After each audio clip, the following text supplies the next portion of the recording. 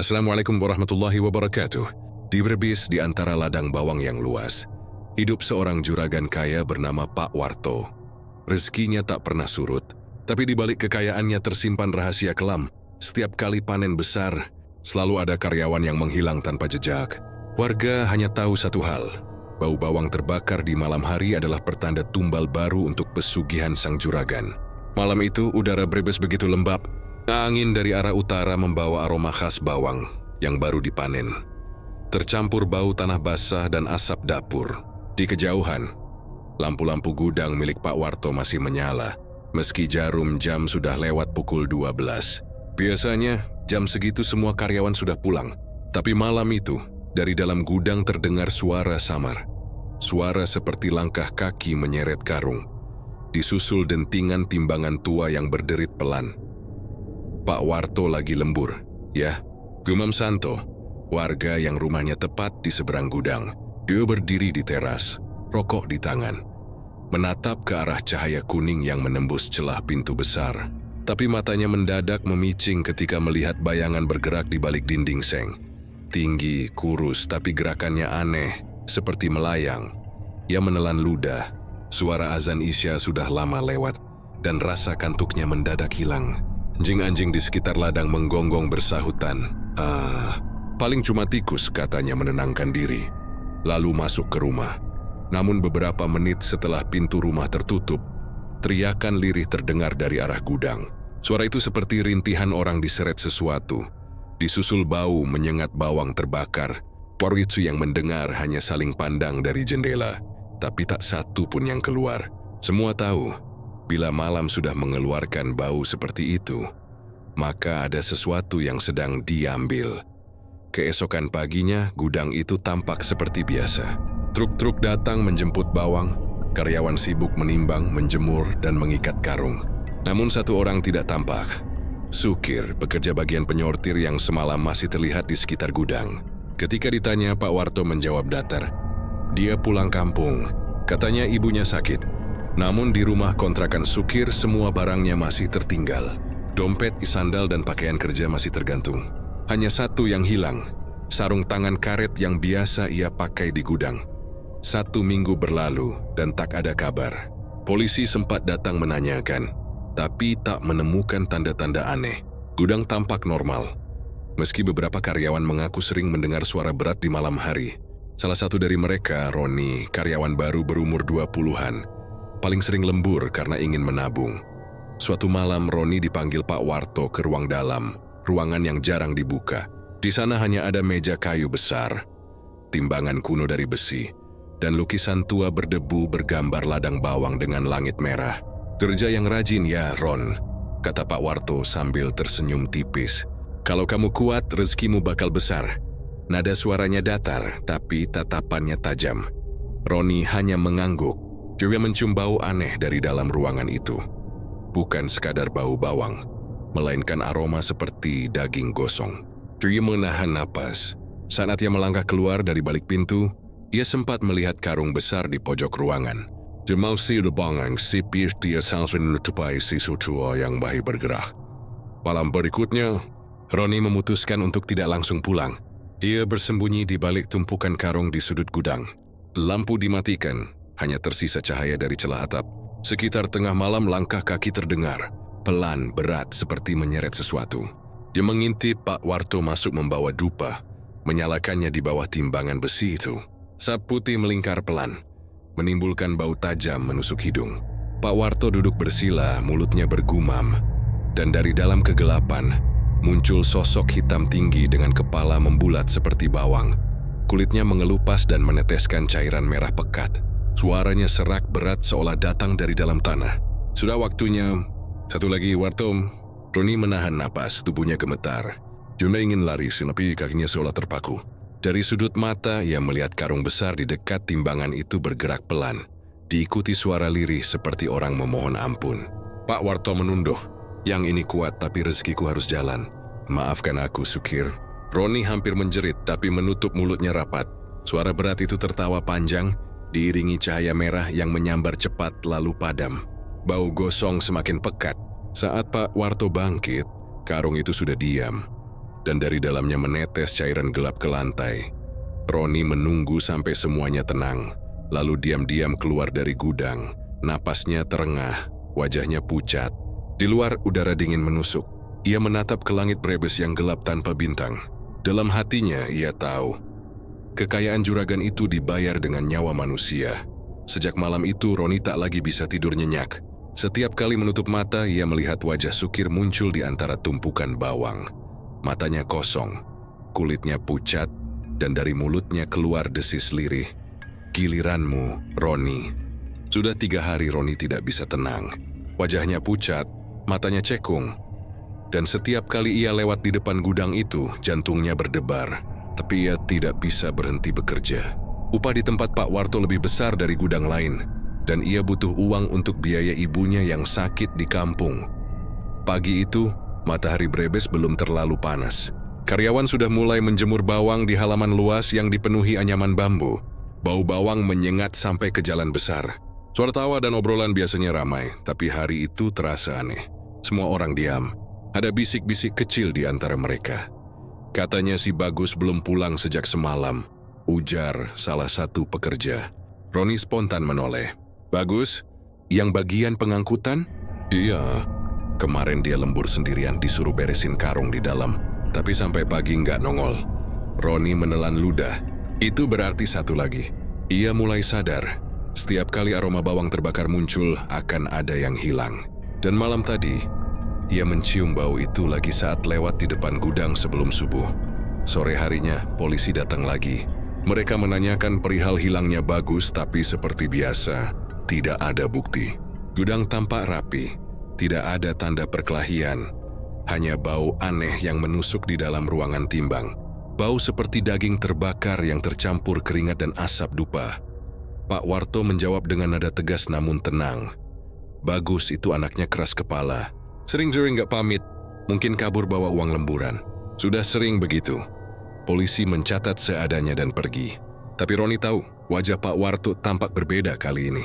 Ada guratan lelah di matanya, tapi juga ketenangan yang janggal. Seperti orang yang baru menunaikan janji. Malamnya, Roni tak tahan. Ia memutuskan pergi ke rumah Bu Kinasi. Janda paruh baya pemilik warung kopi di dekat pasar bawang. Ia dikenal bijak, juga paham hal-hal mistis. Saya mau tanya, kalau orang bikin pesugihan, tanda-tandanya gimana? Tanya Roni lirih. Bu Kinasi menatapnya lama, lalu menghela napas. Kenapa kamu tanya begitu, nak?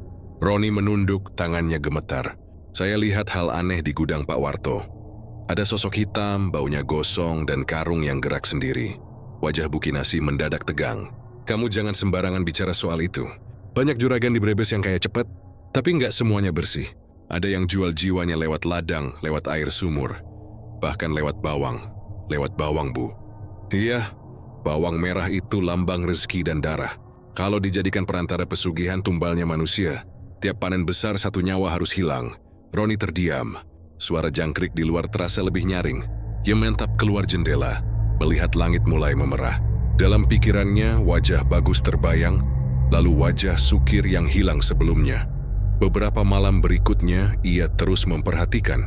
Setiap kali Pak Warto lembur sendiri, keesokan paginya selalu ada yang tidak hadir. Warga mulai takut tapi pura-pura tidak tahu. Bahkan kepala desa yang mencoba menanyakan pun mendadak jatuh sakit tanpa sebab. Sampai suatu malam Roni kembali mencium bau itu, bau bawang terbakar dan dupa. Tapi kali ini lebih pekat, seolah datang dari seluruh penjuru kampung. Dia keluar rumah dan melihat dari kejauhan, asap merah membumbung dari atap gudang Pak Warto.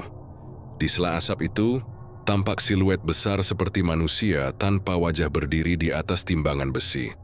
Roni ingin berteriak, tapi lidahnya keluh. Jong ingin berdiri dalam hati, membaca ayat kursi sekuat mungkin. Angin malam membawa suara samar, berat dan menakutkan. Yang berikutnya, sudah dekat. Tubuh Roni gemetar. Ia tahu, suara itu bukan ditujukan pada siapapun di luar sana, tapi padanya.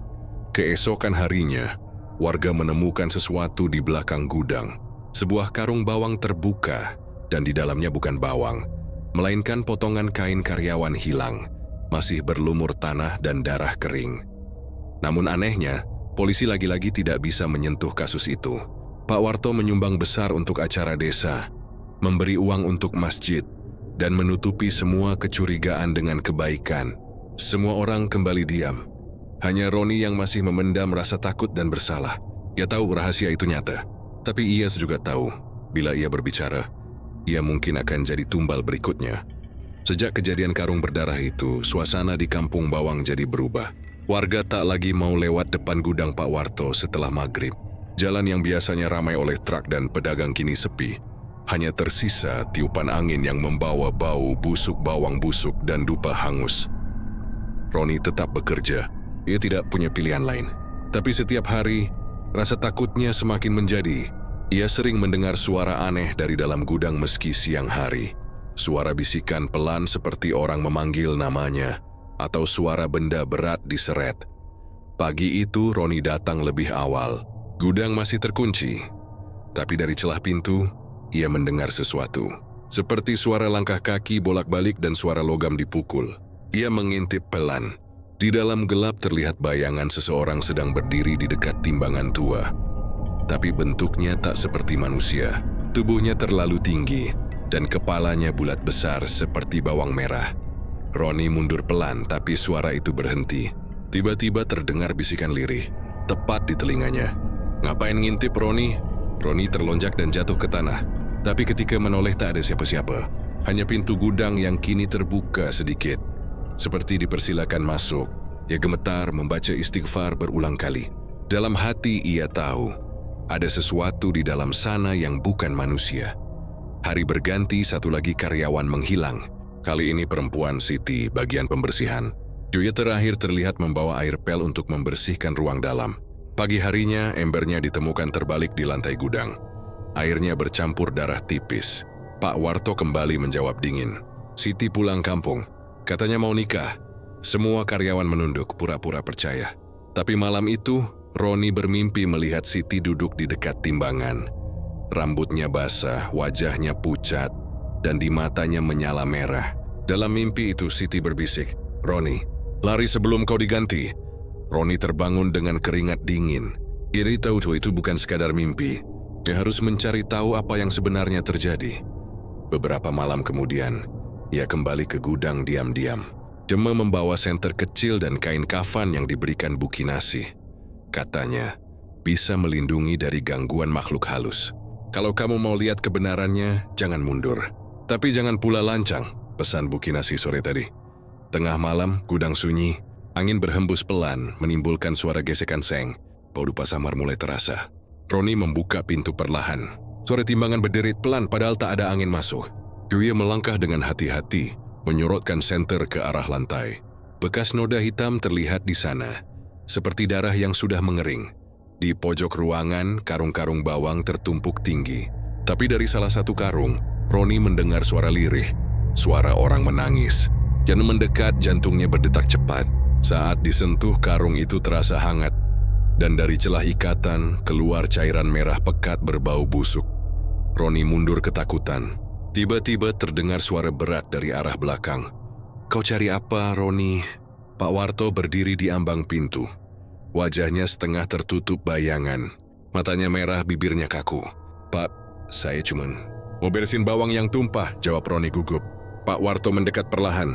Tangannya menggenggam dupa yang masih menyala. Asapnya menebar ke seluruh ruangan. Kadang rezeki itu nggak harus ditanya asalnya, Ron. Kalau mau selamat kerja aja, jangan usik yang bukan urusanmu.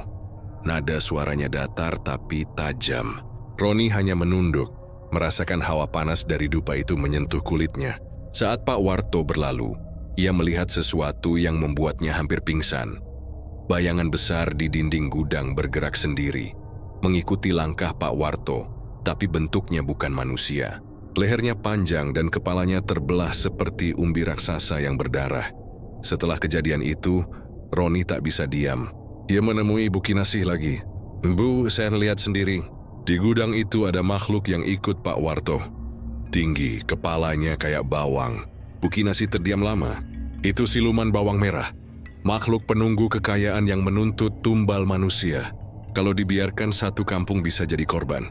Terus gimana caranya biar bisa diusir?" "Tidak bisa diusir, nah. Harus diputus perjanjiannya." Tapi hanya orang yang membuat perjanjian itu yang bisa memutusnya. Roni menggigit bibir. Joyo tahu Pak Warto tidak akan mau. Laki-laki itu sudah terlalu dalam. Setiap malam kekayaannya bertambah, truknya makin banyak, tapi jiwanya makin gelap. Beberapa hari kemudian, Pak Warto mengumumkan bonus besar bagi karyawan yang mau lembur malam di gudang. Roni langsung tahu itu jebakan. Tapi ketika teman-temannya bersemangat, hatinya diliputi rasa bersalah. Dia tak bisa membiarkan mereka jadi tumbal berikutnya. Malam itu, dia bertekad untuk kembali ke gudang. Bukan untuk bekerja, tapi untuk membongkar semua rahasia di balik kekayaan Pak Warto. Ia tak tahu apakah akan kembali hidup-hidup, tapi satu hal yang pasti, malam itu gudang itu tidak akan lagi sepi, karena yang tinggal di dalamnya bukan hanya manusia, melainkan sesuatu yang telah lama menunggu darah baru. Brebes tampak gelap pekat, angin malam berhembus dingin, menelusup ke celah-celah gudang, membawa aroma bawang terbakar yang menusuk hidung Roni. Ia bersembunyi di balik tumpukan karung. Jantungnya berdegup kencang, napasnya tercekat. Dia tahu malam ini sesuatu yang lebih dari sekadar manusia akan diperlihatkan kepadanya. Dari sudut gudang, terdengar langkah berat. Pak Warto muncul dengan lampu minyak tua. Wajahnya tertutup bayangan, matanya merah berkilat. Di tangannya, sebuah dupa yang masih menyala mengeluarkan asap tebal. Roni menahan napas. Itu, makhluk yang selama ini menghantui gudang itu akan muncul sekarang. Pak Warto mulai membacakan mantra. Suaranya pelan tapi berat, seperti datang dari dalam tanah. Lalu dari balik timbangan besi, sesosok bayangan besar muncul. Tubuhnya tinggi, kulitnya gelap seperti bawang hangus, kepala bulat, dan memancarkan aura merah. Matanya kosong tapi menatap lurus ke arah Roni, seolah tahu ada pengintai. Bayangan itu merunduk perlahan, suara seraknya terdengar. Tumbal baru. Sudah dekat. Warto, Roni menelan ludah. Ia melihat di lantai ada beberapa karung terbuka. Di dalamnya benda-benda manusia, sarung tangan, sepatu, kain baju. Tergeletak berlumur darah kering. Makhluk itu mengangkat satu karung, dan bau amis darah menyebar memenuhi gudang. Pak Warto menunduk, mulutnya terus bergerak, membaca doa-doa gaib, sementara makhluk itu bergerak mengikuti setiap gerakannya. Setiap kali karung disentuh, suara jeritan lirih terdengar dari dalam. Suasana semakin mencekam, bau bawang terbakar bercampur aroma darah, dan dupa menimbulkan hawa panas yang menusuk kulit. Roni menggigit bibir. Sebenarnya tujuan kesauan, ia bisa menjadi tumbal berikutnya. Tapi rasa penasaran dan keberanian menyalakan tekadnya. Ia mulai memperhatikan. Makhluk itu bukan sekadar bayangan. Tubuhnya nyata, menetes darah, dan bergerak dengan cara yang aneh, bukan seperti manusia. Pak Warto menoleh sejenak. Roni, kau di sini? Roni menelan ludah. Teume, saya mau ambil sarung tangan yang ketinggalan. Jawabnya gemetar. Pak Warto tersenyum tipis tapi matanya tajam. Kalau ingin selamat, jangan ikut campur. Ini urusan kita. Namun sebelum Pak Warto bisa menoleh lagi ke arah makhluk, Roni melihat sesuatu yang membuatnya hampir pingsan. Makhluk itu menunduk ke arah timbangan. Dan dari bawah timbangan muncul bayangan lain, sosok karyawan yang hilang. Sukir, Bagus, dan Siti muncul. Wajahnya pucat, mata kosong, tubuh mereka menunduk tanpa suara, seperti tersedot energi mereka sendiri. Setiap kali panen besar, harus ada yang diganti, gumam Pak Warto pelan. Itulah perjanjian kita. Perjanjian lama. Roni gemetar. Dia tidak tahu dia harus berbuat apa. Julie hanya bisa mengamati. Makhluk itu mulai melingkar di sekitar timbangan, mencium aroma bawang, lalu menunduk mengangkat satu karung, dan perlahan menaruhnya di sisi lain. Darah menetes di lantai, dan wangi bawang tercampur amis yang membuat mual. Tiba-tiba Roni mendengar suara lain, lebih lirih dan samar. Itu suara yang pernah ia dengar dalam mimpi. Roni, lari sebelum kau diganti. Roni menyadari bahwa ia harus segera bertindak. Ia menunduk, mengambil kain kafan dari saku dan mulai membaca doa perlindungan. Bayangan makhluk itu menoleh ke arah cahaya kecil yang keluar dari kain kafan, menimbulkan getaran di udara. Asap dupa berputar cepat, dan bayangan makhluk itu seperti menjerit tanpa suara. Pak Warto menoleh, matanya membesar. Apa yang kau lakukan? Roni menggigit bibir, menahan air mata. Jurnasi asem itu akan menjadi titik balik. Jika ia gagal, ia bisa jadi tumbal berikutnya. Tapi jika berhasil, mungkin ia bisa menyelamatkan karyawan yang tersisa dan memutus perjanjian gelap Pak Warto dengan siluman bawang merah. Angin malam berhembus kencang. Suara jeritan dan bau amis darah bercampur aroma bawang yang hangus. Gudang itu kini tidak lagi hanya tempat penyimpanan bawang, tapi arena ritual.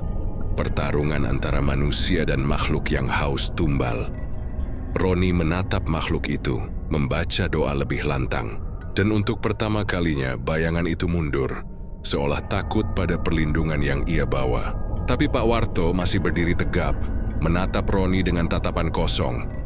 Mulutnya bergerak tanpa suara, menguatkan ikatan gelapnya dengan makhluk itu. Roni tahu, malam itu baru permulaan.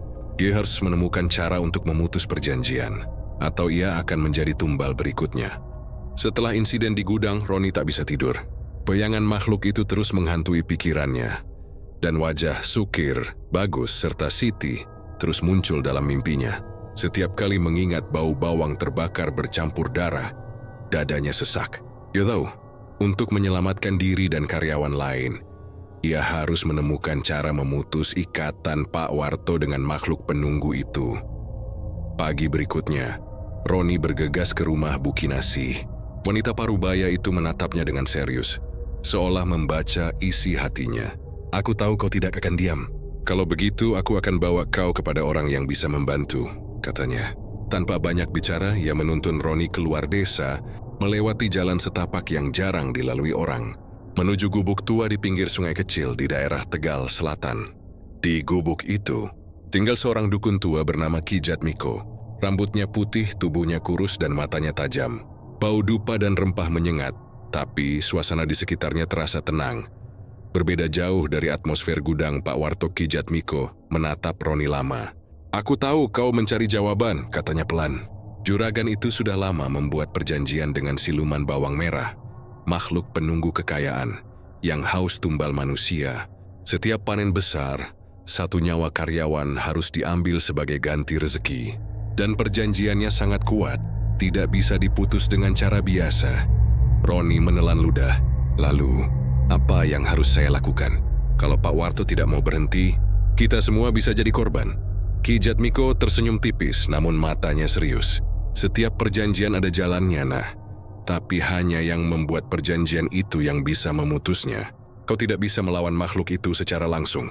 Kau harus menemukan titik lemah Pak Warto. Hatinya yang tersisa jika masih ada sedikit rasa bersalah, atau sesuatu yang ia sayangi yang bisa dijadikan pengikat. Dan kau harus membawa perlindungan, doa, kain kafan, dan benda yang mengandung energi putih. Itu satunya cara untuk memutus ikatan. Roni mengangguk, rasa takut dan tekad bercampur. Ia tahu ini bukan sekadar pertarungan melawan manusia, tapi juga melawan makhluk gaib yang sudah berusia ratusan tahun. Ki Jatmiko mengeluarkan sebuah buku hitam tua. Halaman-halamannya penuh simbol dan mantra. Ini adalah catatan perjanjian Pak Warto dengan siluman bawang merah. Tapi jangan dibuka sembarangan, nah. Salah membaca bisa membahayakanmu. Kau harus mempelajarinya, hafalkan mantra perlindungan, dan bersiap saat malam purnama berikutnya. Saat itu energi makhluk paling lemah, dan kau bisa memutus ikatan jika berhasil. Roni menatap buku itu dengan campuran takut dan kagum. Dia tahu, malam purnama berikutnya harus menjadi saat pertempuran terakhir. Jika gagal, bukan hanya nyawanya yang hilang, tapi mungkin seluruh karyawan di gudang Pak Warto akan menjadi tumbal baru. Sebelum meninggalkan gubuk, Ki Jatmiko memberi Roni sebuah kain kafan putih dan segenggam air suci. Bawa ini ke gudang dan jangan sendirian. Cari bantuan Bu Kinasih atau orang lain yang memiliki energi putih. Ingat, Nam, keberanian saja tidak cukup. Kau harus cerdas, teliti, dan sabar. Makhluk itu cerdik, dan ia menunggu satu kesalahan kecilmu. Roni menggenggam benda-benda itu erat-erat. Demi ia berdoa, Ya Allah, lindungi aku dan teman-temanku. Berikan kekuatan untuk memutus ikatan ini dan menyingkirkan kejahatan yang menjerat Pak Warto. Di luar, malam Brebes masih sunyi. Angin malam berhembus membawa aroma bawang yang terbakar. Pertanda makhluk itu sudah menunggu. Roni tahu waktunya semakin dekat. Dia harus menghadapi Pak Warto dan siluman bawang merah, atau semua nyawa akan melayang satu persatu. Malam purnama tinggal beberapa hari lagi, dan di balik tirai kegelapan gudang Pak Warto, makhluk itu sudah bersiap menunggu tumbal baru. Roni hanya bisa menarik napas panjang, mengumpulkan keberanian, dan mempersiapkan strategi untuk malam yang akan menentukan nasibnya. Dan nasib semua orang di Brebes. Udara Brebes terasa lebih berat dari biasanya. Bau bawang terbakar menyebar hingga ke jalan desa. Roni berjalan pelan menuju gudang. Kain kafan dan air suci tergenggam erat di tangan. Unity si mata dimensi adalah satu poin berbahaya. Karyawan baru bisa menjadi tumbal berikutnya, dan ia harus menghentikannya. Begitu memasuki halaman gudang, Roni melihat beberapa karung tumpukannya sudah tergeser. Cahaya lampu minyak dari dalam gudang menembus celah pintu. Suara langkah berat terdengar, disusul suara jeritan lirih yang membuat tubuh Roni gemetar. Di dalam, ia melihat Pak Warto berdiri di dekat timbangan tua. Wajahnya setengah tersembunyi di balik bayangan. Mulutnya bergerak membaca doa-doa gaib. Di depannya, karyawan baru bernama Adi terikat. Wajah pucat dan matanya menatap kosong. Darah tipis menetes dari luka kecil di tangannya. Si makhluk penunggu, siluman bawang merah, berdiri di sebelah timbangan menunduk. Menatap Adi seolah menunggu sesuatu. Roni menelan ludah. Ia tahu jika ia bergerak salah, Adi akan menjadi tumbal baru. Juni menunduk, mengeluarkan kain kafan putih, dan mulai membaca doa perlindungan sekuat tenaga. Bau amis darah dan bawang terbakar semakin pekat, membuat mual, tapi ia tetap fokus. Siluman itu menoleh ke arah Roni. Mata kosongnya menyala merah, dan tubuhnya bergerak perlahan mendekat.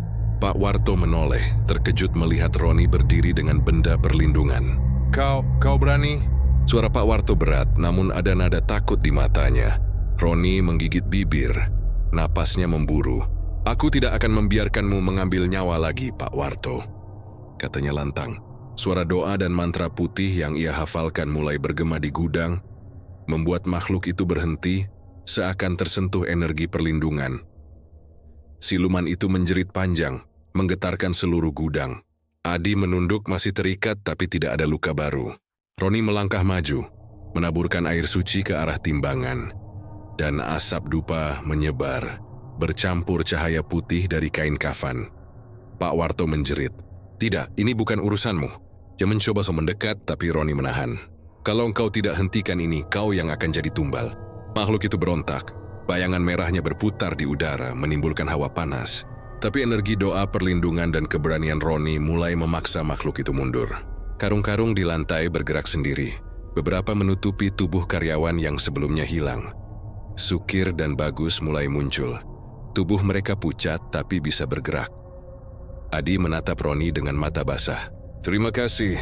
Bisiknya pelan dan Roni tahu ini hanya langkah pertama. Dalam malam itu, ia menyelamatkan Adi dan beberapa karyawan lain. Tapi Pak Warto masih berdiri di sana, wajahnya mengeras. Bayangan siluman bawang merah masih menunggu di sudut gudang. Ritual itu belum selesai. Setelah malam itu, Roni dan karyawan lain mulai menyusun rencana. Mereka harus menunggu malam purnama, saat energi makhluk paling lemah, untuk memutus ikatan Pak Warto dengan siluman bawang merah. Roni juga sadar satu hal, Pak Warto tidak akan menyerah begitu saja, dan setiap kesalahan bisa menelan nyawa karyawan yang lain. Gudang itu kini tak lagi aman. Setiap langkah harus hati-hati, setiap napas dihitung. Tapi malam itu untuk pertama kalinya karyawan baru yang hampir menjadi tumbal selamat. Dan harapan perlahan mulai muncul. Meski bayangan merah masih menunggu, siap mengambil nyawa berikutnya. Malam purnama tinggal beberapa hari lagi. Roni dan Bu Kinasih duduk di ruang tamu rumah janda itu, membentangkan buku hitam tua peninggalan Ki Jatmiko di atas meja. Aroma dupa dan rempah menguar, menenangkan suasana yang tegang. "Kau harus ingat, Nak," kata Bu Kinasih pelan tapi tegas. "Ini bukan sekadar melawan manusia. Kita melawan perjanjian gelap yang sudah diikat Pak Warto dengan siluman bawang merah. Satu langkah salah, semua bisa menjadi tumbal." Roni menelan ludah. Ia menatap simbol-simbol di buku hitam itu, mencoba mengingat mantra perlindungan dan cara memutus ikatan. "Saya siap, Bu, tapi kalau gagal?" Bu Kinasih menghela napas. "Kalau gagal, kita mungkin tidak akan selamat. Tapi kalau berhasil, karyawan yang tersisa akan bebas." dan makhluk itu akan pergi. Pak Warto, dia yang paling berisiko. Malamnya mereka berdua menyelinap ke gudang Pak Warto. Kain kafan, air suci, dan mantra perlindungan siap digunakan. Gudang itu tampak biasa dari luar, tapi begitu masuk, Roni merasakan hawa panas dan aroma bawang terbakar. Makhluk siluman bawang merah sudah menunggu, tinggi merah, menunduk di pojok ruangan. Pak Warto berdiri di dekat timbangan, wajahnya keras, mata merah berkilat. Ia tahu Roni datang. Jadi kau kembali. Nah, kau pikir bisa menghentikanku? Roni menatap lurus. Ini sudah cukup, Pak Warto. Aku tidak akan membiarkan karyawan lain menjadi tumbal. Malam ini perjanjianmu harus berakhir. Bu Kinasih mulai membaca mantra putih, menyalurkan energi perlindungan ke arah Roni. Ia menaburkan air suci ke timbangan dan karung-karung bawang. Sementara Roni melafalkan doa perlindungan dari buku hitam. Siluman itu mengaum, bergerak cepat di udara, mencoba menakuti mereka. Bau amis darah dan bawang terbakar bercampur membuat mual. Karung-karung di lantai bergerak sendiri. Bayangan para korban muncul menunduk, wajah pucat tapi mulai bisa bergerak. Pak Warto berteriak, suara penuh kepanikan. Tidak, kalian tidak tahu apa yang kalian lakukan. Ia mencoba menghentikan Roni, tapi energi putih dari Bu Kinasih dan keberanian Roni mulai memaksa bayangan itu mundur. Roni menatap Pak Warto, suara gemetar tapi tegas. Pak Warto, hentikan. Lepaskan ikatan itu. Aku memberimu kesempatan terakhir. Malam itu gudang seakan berubah menjadi arena pertarungan spiritual. Cahaya putih dari doa dan kain kafan beradu dengan aura merah, siluman bawang merah. Setiap karung bawang bergetar dan bau darah bercampur bawang terbakar semakin pekat. Roni melafalkan mantra terakhir. Dengan suara berat, makhluk itu menjerit panjang. Tubuhnya menunduk, memuntahkan energi merah pekat ke lantai. Pak Warto jatuh terduduk, wajahnya pucat, tubuhnya gemetar. Perlahan, bayangan para korban bangkit, menatap Roni dan Bu Kinasih dengan mata kosong tapi lega. Siluman itu menghilang dalam asap merah, meninggalkan udara dingin dan bau bawang yang biasa kembali. Pak Warto terbaring lemas, napasnya berat. Yui menatap Roni, mata berisi penyesalan. Aku salah. Aku terjebak keserakahan. Bisiknya lemah, Roni menunduk, napasnya terengah. Kalian semua selamat sekarang. Tapi jangan pernah mencoba kekayaan instan lagi, Pak Warto. Ini pelajaran yang terlalu mahal. Malam itu, Brebes kembali sunyi. Gudang yang dulu penuh rahasia gelap, kini hanya menyimpan tumpukan bawang biasa. Para karyawan yang selamat menatap Roni dan Bu Kinasih dengan rasa syukur. Sadar bahwa nyawa mereka hampir menjadi tumbal pesugihan. Roni tahu satu hal, pertarungan itu belum benar-benar berakhir. Tapi malam ini mereka menang. Dan untuk pertama kalinya, aroma bawang Brebes terasa biasa. Tidak lagi bercampur darah dan keserakahan. Malam purnama tiba. Ladang bawang Brebes yang biasanya tenang kini terasa mencekam. Angin dingin berhembus membawa aroma bawang dan tanah basah. Roni dan Bu Kinasih bersiap di pinggir ladang, membawa kain kafan putih, air suci, dan mantra perlindungan yang dipelajari dari Kijat Miko. Mereka tahu malam ini adalah saat terakhir untuk memutus ikatan Pak Warto dengan siluman bawang merah. Pak Warto sudah menunggu di tengah ladang, berdiri di antara karung-karung bawang besar. Di sisinya siluman bawang merah muncul, tubuh tinggi, kepala bulat memancarkan cahaya merah gelap, matanya kosong tapi menatap lurus ke arah Roni. Suara angin membawa rintihan lirih. Bayangan karyawan yang hilang menunduk, menunggu nasib mereka. Roni menarik napas panjang. Ini selesai malam ini. Teriaknya, membacakan doa perlindungan. Bu Kinasih menaburkan air suci, menciptakan lingkaran cahaya putih di sekitar mereka. Siluman itu mengaum, melompat tinggi, menimbulkan bayangan besar di ladang. Bau amis darah bercampur bawang hangus menyebar. Karung-karung bergeser sendiri, tanah terguncang. Pak Warto menjerit memanggil makhluk itu untuk menyerang, tapi energi putih dari doa dan kain kafan menahan gerakannya. Roni melangkah maju, membaca mantra terakhir dari buku hitam Kijat Miko. Setiap kata menyalurkan energi perlindungan ke seluruh ladang. Makhluk itu berputar, menjerit panjang. Tubuhnya memancarkan cahaya merah yang berdenyut. Bayangan para korban muncul, mereka menunduk. namun kini mulai bisa bergerak dan mengeluarkan aura yang menahan makhluk itu. Pak Warto jatuh terduduk di tanah, wajahnya pucat, gemetar. Aku ingin berhenti, bisiknya lirih, tapi ketakutannya membuatnya tak bisa melepaskan ikatan. Roni menatap mata Pak Warto, keras tapi penuh tekad. Lepaskan perjanjian itu, atau kalian semua akan hancur di sini, katanya. Makhluk itu berontak keras, melontarkan gelombang energi merah ke udara, tapi lingkaran perlindungan yang diciptakan Roni dan Bukinasi menahan semuanya. Suara jeritan bercampur gemuruh angin malam, tanah bergetar, dan ladang bawang seakan hidup sendiri, menutupi bayangan merah dengan cahaya putih. Roni membaca mantra terakhir, menaburkan air suci ke arah timbangan dan karung-karung, memfokuskan energi perlindungan pada Pak Warto. Siluman itu menjerit panjang, tubuhnya menunduk perlahan menghilang ke udara, meninggalkan kepulan asap merah pekat. Para korban Sukir, Bagus, dan Siti bangkit perlahan. Wajah mereka pucat tapi lega. Pak Warto terbaring lemas, napasnya berat. Matanya berkaca-kaca menatap Roni. Aku salah. Keserakahan. Majui semuanya hancur. Bisiknya lirih, Roni menunduk, napasnya memburu. Kalian semua selamat. Ingat pelajaran ini, Pak Warto. Kekayaan instan selalu mahal harganya. Malam itu ladang Brebes kembali sunyi. Bau bawang kembali normal, tanpa aroma darah atau keserakahan. Karyawan yang selamat menatap Roni dan Bukinasi dengan rasa syukur. Mereka sadar nyawa mereka hampir menjadi tumbal pesugihan, dan hanya keberanian serta ilmu putih yang menyelamatkan mereka. Roni menatap langit purnama, sadar bahwa pertarungan itu adalah ujian iman, keberanian, dan ketekunan. Malam ini mereka menang, tapi ia tahu pelajaran ini akan terus melekat di hati setiap orang yang pernah tergoda kekayaan instan. Malam purnama tiba. Ladang bawang Brebes yang biasanya tenang kini terasa mencekam. Angin dingin berhembus membawa aroma bawang dan tanah basah. Roni dan Bukinasi bersiap di pinggir ladang, membawa kain kafan putih, air suci, dan mantra perlindungan yang dipelajari dari Kijat Miko. Mereka tahu malam ini adalah saat terakhir untuk memutus ikatan Pak Warto dengan siluman bawang merah. Pak Warto sudah menunggu di tengah ladang, berdiri di antara karung-karung bawang besar. Di sisinya siluman bawang merah muncul, tubuh tinggi, kepala bulat memancarkan cahaya merah gelap, matanya kosong tapi menatap lurus ke arah Roni. Suara angin membawa rintihan lirih, bayangan karyawan yang hilang menunduk, menunggu nasib mereka. Roni menarik napas panjang.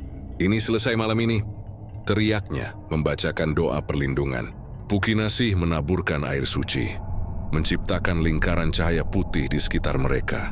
Siluman itu mengaum, melompat tinggi, menimbulkan bayangan besar di ladang. Bau amis darah bercampur bawang hangus menyebar. Karung-karung bergeser sendiri, tanah terguncang. Pak Warto menjerit memanggil makhluk itu untuk menyerang. Tapi energi putih dari doa dan kain kafan menahan gerakannya. Roni melangkah maju, membaca mantra terakhir dari buku hitam Kijat Miko. Setiap kata menyalurkan energi perlindungan ke seluruh ladang. Makhluk itu berputar, menjerit panjang, tubuhnya memancarkan cahaya merah yang berdenyut. Bayangan para korban muncul, mereka menunduk. Namun kini mulai bisa bergerak dan mengeluarkan aura yang menahan makhluk itu. Pak Warto jatuh terduduk di tanah, wajahnya pucat gemetar. Aku ingin berhenti, bisiknya lirih, tapi ketakutannya membuatnya tak bisa melepaskan ikatan. Roni menatap mata Pak Warto, keras tapi penuh tekad. Lepaskan perjanjian itu, atau kalian semua akan hancur di sini, katanya. Makhluk itu berontak keras, melontarkan gelombang energi merah ke udara. Tapi lingkaran perlindungan yang diciptakan Roni dan Bukinasi menahan semuanya. Suara jeritan bercampur gemuruh angin malam, tanah bergetar, dan ladang bawang seakan hidup sendiri, menutupi bayangan merah dengan cahaya putih. Roni membaca mantra terakhir, menaburkan air suci ke arah timbangan dan karung-karung, memfokuskan energi perlindungan pada Pak Warto. Siluman itu menjerit panjang, tubuhnya menunduk, perlahan menghilang ke udara, meninggalkan kepulan asap merah pekat. Para korban Sukir, Bagus, dan Siti bangkit perlahan, wajah mereka pucat tapi lega. Pak Warto terbaring lemas, napasnya berat. Matanya berkaca-kaca menatap Roni. Aku salah. Keserakahan. Juri membuat semuanya hancur. Bisiknya lirih, Roni menunduk napasnya memburu. Kalian semua selamat. Ingat pelajaran ini, Pak Warto. Kekayaan instan selalu mahal harganya. Malam itu, ladang Brebes kembali sunyi. Bau bawang kembali normal, tanpa aroma darah atau keserakahan. Karyawan yang selamat menatap Roni dan Bu Kinasi dengan rasa syukur. Mereka sadar, nyawa mereka hampir menjadi tumbal pesugihan, dan hanya keberanian serta ilmu putih yang menyelamatkan mereka. Roni menatap langit purnama, sadar bahwa pertarungan itu adalah ujian iman, keberanian, dan ketekunan. Malam ini mereka menang, tapi ia tahu pelajaran ini akan terus melekat di hati setiap orang yang pernah tergoda kekayaan instan.